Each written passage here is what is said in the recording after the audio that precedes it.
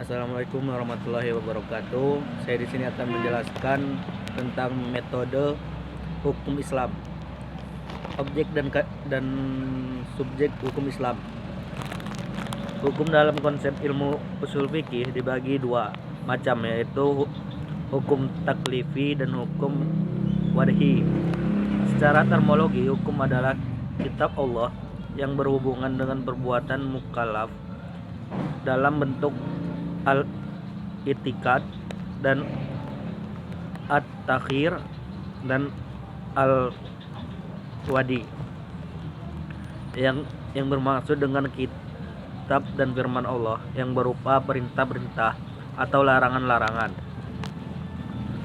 Ada beberapa hukum taklifi, yaitu satu, ijab, yaitu firman yang menuntut suatu perbuatan dengan tuntutan yang pasti. Yang kedua, nadab, yaitu firman yang menuntut suatu perbuatan dengan tuntutan yang tidak pasti.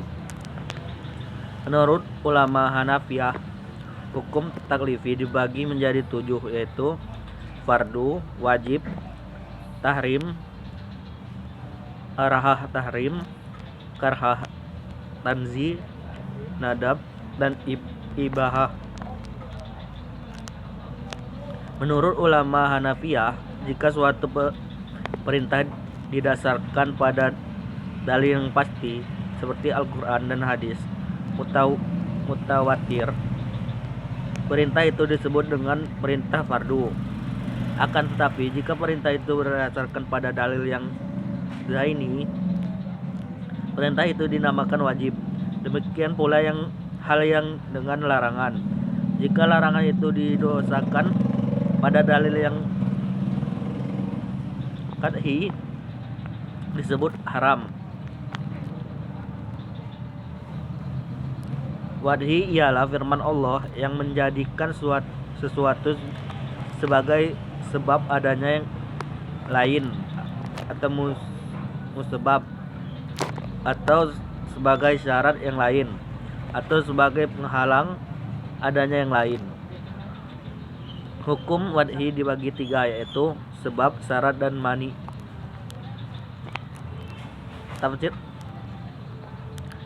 Tafsir salah satu metode penggulian hukum Islam. Al-Quran dan Sunnah diyakini sebagai sumber hukum Islam. Kemudian nas-nas yang terkandung dalamnya ditunjukkan untuk mukallaf. Maka untuk mempermudah pelaksanaan hukum yang dimaksud, upaya ulama di bidang usul fikih dan bidang fikih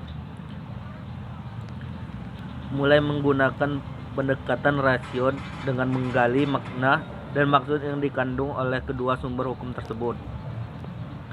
Al-Quran sebagai sumber hukum Islam, ada kalanya ayat-ayat tersebut saling menafsirkan karena adanya munasabah al-ayah, membutuhkan hadis yang menjelaskan, atau melalui pendekatan ijtihad yang sepenuhnya menggunakan rasio.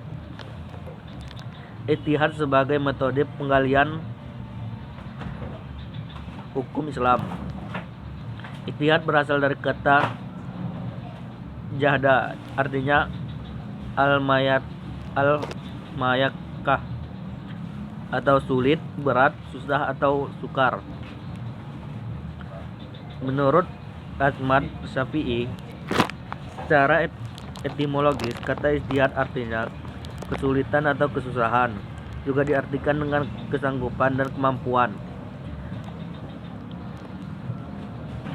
Abdul Wahab Khalaf mendefinisikan ijtihad menurut ulama usul fikih, yaitu satu, pengerahan akal pikiran para fuqaha atau usuliyin. Yang kedua, menggunakan akal dengan sungguh-sungguh.